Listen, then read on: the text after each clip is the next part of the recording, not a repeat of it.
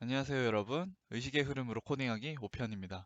이걸 처음에 시작할 때 과연 끝을 맺을 수 있을까 의구심을 가지면서 시작했는데 벌써 다음 편이 마지막 편이 될 것 같습니다.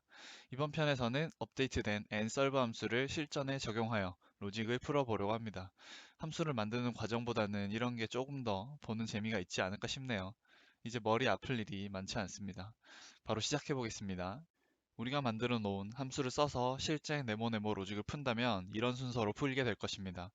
첫 번째 가로 방향 힌트로 쭉 다 풀어봅니다. 두 번째 보너스 힌트와 세로 방향 힌트로 마찬가지로 쭉 다 풀어줍니다. 세 번째 보너스 힌트와 가로 방향 힌트로 풀게 되면 로직을 완성할 수 있게 됩니다. 따라서 우리가 만들 알고리즘은 포문 안에 가로로 풀고 세로로 푸는 과정을 넣어서 다 풀릴 때까지 반복시키는 것입니다. 참 쉽죠? 우리가 사용하는 함수를 쓰기 위해서는 문제의 변수를 입력시켜줘야 합니다. 문제 길이, 숫자 힌트, 보너스 힌트를 주어진 문제를 보고 입력해 보겠습니다. 먼저 숫자 힌트는 각각의 리스트를 모아 또 새로운 리스트 형태로 표현합니다. 그리고 문제 길이는 그 힌트에 len 함수를 쓰면 쉽게 입력할 수 있게 됩니다. 힌트 캔은 어떻게 입력받아야 할까요? 다른 것들은 한번 정해지면 계속 그대로이지만 힌트 캔은 문제를 푸는 과정 중에 계속 변합니다. 아무래도 테이블과 같은 데이터 형식이라면 적 하단에 들어갈 1, 0과 같은 숫자들을 나타내기 좋을 것 같습니다. 파이썬에서 기본으로 제공되는 자료형에는 없지만 펜다스 모듈을 이용하면 데이터 프레임이라는 자료형을 쓸 수 있습니다. 딱 봐도 테이블로 쓰기에 손색이 없어 보입니다. 데이터 프레임에서는 세로줄의 제목 부분을 컬럼으로 명명하여 사용하고 가로줄에 대한 제목을 인덱스로 사용합니다. 컬럼과 인덱스에 각각 세로, 가로 힌트를 넣고 안에 내용물 0을 힌트를 통해 풀어 나갈 겁니다. 이제 이 아이디어를 실제로 코딩해 보겠습니다. 우선 데이터 프레임을 사용하기 위해서 펜더스를 임포트하고 시작합니다. 컬럼을 0, 1, 2, 3, 4로 만들기 위해 템프 n을 만들어 포문 안에서 i가 붙게 하고 내용물을 0으로 다 채우기 위해 템프 0을 만들어 포문 안에서 0이 붙게 합니다. 컬럼만 가지고 데이터 프레임을 만들어 봅니다. 내용물 없이 딱 컬럼만 있네요. 이 데이터 프레임을 네모 df로 저장하고 템프 0을 5번 아래로 붙이게 됩니다. 어펜드 함수를 써서 붙이면 됩니다. 새로운 데이터 프레임을 만들어서 붙인다는 것이고요. 그 데이터 프레임 내용물은 템프 0, 즉 0으로 꽉 찬 리스트, 컬럼은 템프 n으로 0, 1, 2, 4 리스트죠. 즉 네모 df와 컬럼은 같고 내용물이 있는 df를 아래에 계속 쌓아갈 수 있는 코드가 되겠습니다. 프린트해보면 원하는 모양을 확인할 수 있습니다. 프린트 대신 이러한 코드를 갖다 쓰면 좀 더 보기 좋게 데이터 프레임 형태를 볼 수 있습니다. 이제 힌트를 입력해서 컬럼과 인덱스에 집어넣어 보겠습니다. 세로 힌트인 hv를 리스트의 리스트 형태로 가로 힌트 hh도 동일하게 입력해 줍니다. 네모 콜과 네모 인덱스를 빈 리스트로 만들고 각각 hv와 hh의 원소를 넣어줍니다. 순서를 구분하기 위해 칸의 위치와 숫자 힌트를 같이 적어줍니다. 그리고 네모 df의 컬럼과 인덱스에 방금 만든 리스트를 넣어줍니다. 프린트해보면 원하는 대로 잘 들어간 게 확인됩니다. 이렇게 해서 처음에 보았던 로직을 데이터 프레임 형태로 데이터를 생성했습니다. 이제 nsolve의 입력 변수 세 가지, 문제 길이 l, 숫자 힌트 h, 보너스 힌트 힌트 캔을 모두 다룰 수 있게 되었으니 저번 편에서 우리가 만든 nsolve를 바로 실전으로 투입시켜 보겠습니다. 처음부터 다 풀려고 하지 않고 이 안에서 몇 가지 골라서 풀어보려고 합니다. 첫 번째로 세 번째 가로줄을 풀어볼게요.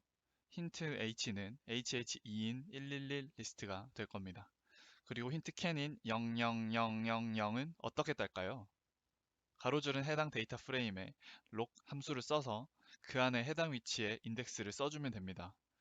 인덱스 함수를 써서 세 번째 줄에 인덱스를 넣습니다. 그리고 nsolve에 입력 변수를 그대로 넣습니다.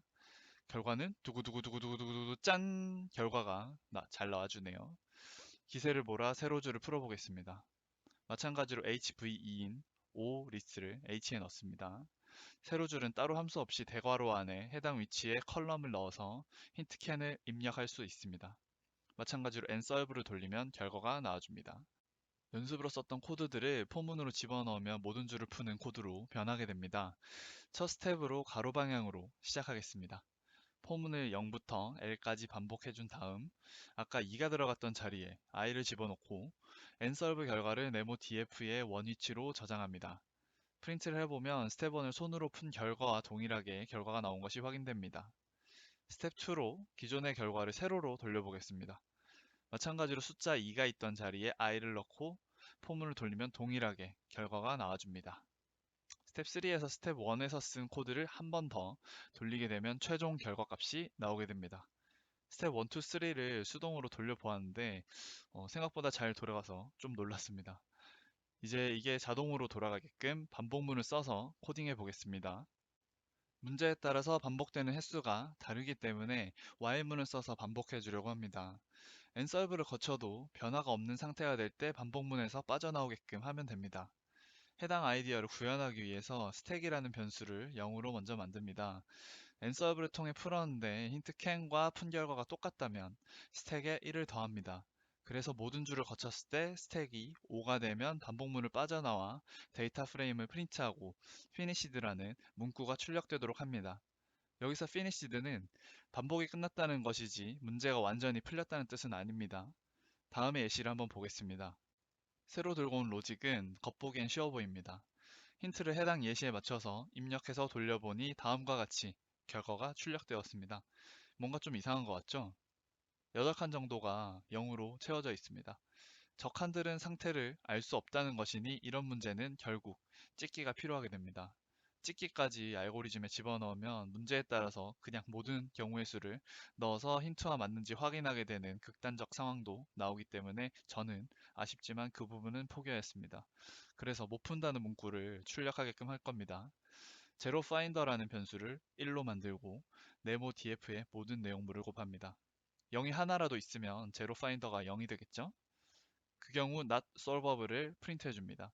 이해시의 경우 해당 문구가 프린트되네요. 여태까지 코딩한 것들을 함수화 시켜봤습니다.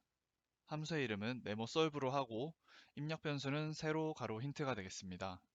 출력으로 각 문구가 프린트되는 기능과 로직 풀이 결과 데이터 프레임을 반환합니다.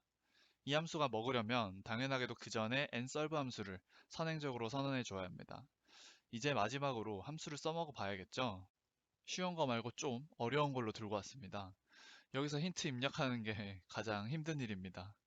hv와 h를 문제에서 들고 와 입력해 줍니다. 그리고 네모 solve 함수를 쓱 돌려줍니다. 결과가 나오긴 했는데 보기 힘드시죠? 그래서 저거에 맞춰서 다 클릭해 봤습니다. 짠! 정답으로 귀여운 새우가 나왔네요. 참고로 저는 그렇게 새우를 좋아하진 않습니다. 암튼 이렇게 우리는 네모네모 로직을 코딩으로 풀자는 소기의 목적을 달성했습니다. 하지만 뭔가 불편하지 않나요?